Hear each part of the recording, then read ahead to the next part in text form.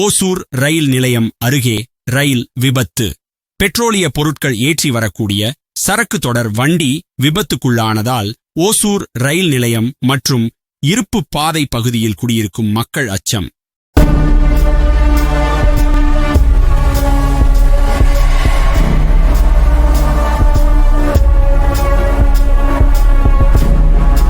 பிரிட்டிஷார் இருப்பு பாதை அமைக்கும் பொழுது தொடர்வண்டி விபத்து ஏற்பட்டால் இருப்பு பாதை அருகே குடியிருக்கும் மக்களை பாதிப்படைய விடக்கூடாது என்கிற திட்டத்தின் கீழ் தொடர்வண்டிகள் தடம் புரண்டாலும் தொடர்வண்டி துறையின் இடத்திலேயே தடம் புரள வேண்டும் என்கிற அடிப்படையில் தேவையான நிலங்களை கையகப்படுத்தி இருப்பு பாதை அமைத்தனர்.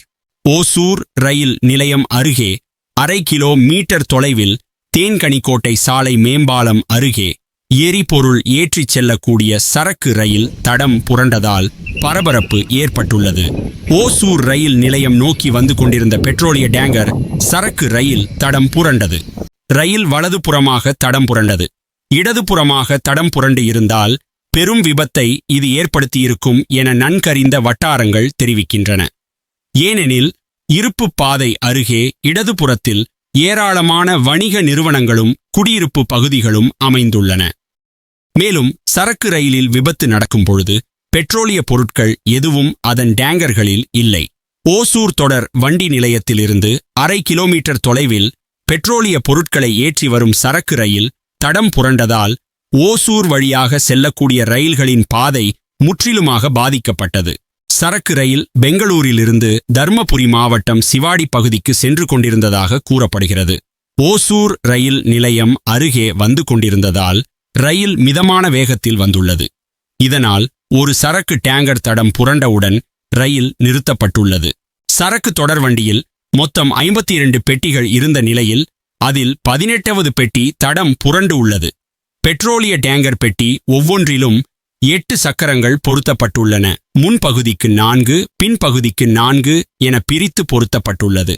மெயின் லைனில் வந்த சரக்கு தொடர் வண்டி லூப் லைனிற்கு மாறிய பொழுது முன்பகுதியில் இருந்த 4 சக்கரங்கள் தடம் புரண்டு உள்ளன.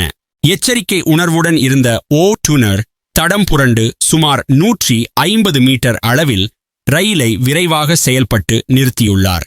ஓட்டுநர் சரியான நேரத்தில் சரியான முடிவை விரைவாக எடுத்ததால் பெரும் விபத்து தவிர்க்கப்பட்டதாக விபத்து ஏற்பட்ட பகுதிக்கு உடனடியாக சென்று கண்காணிப்பவர்கள் கூறுகிறார்கள்.